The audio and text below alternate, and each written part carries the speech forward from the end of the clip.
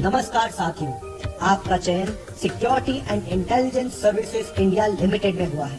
यह एक public limited company है जो भारत सरकार के नियमावली में दिए गए निर्देशों के अनुसार कार्य करती है एवं सभी तरह के बुनियादी सुविधाएं उपलब्ध कराती है।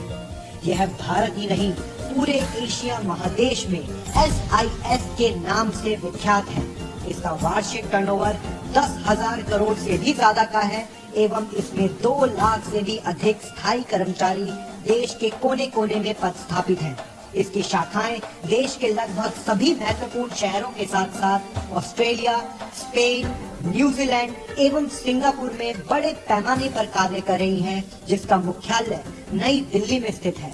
आपको सूचित किया जा रहा है कि देश के लगभग सभी राज्यों में स्थित प्रशिक्षण केंद्रों में से नजदीक के प्रशिक्षण केंद्र में रिपोर्ट करें, जहां आपको 1 महीने के प्रशिक्षण के उपरांत भारत सरकार के अंतर्गत चलने वाली प्रधानमंत्री कौशल विकास योजना के तहत कुछ ही दिनों में सर्टिफिकेट देकर प्रशिक्षण समाप्त होते ही स्थायी नियुक्ति प्रदान की जाएगी। धन्यवाद।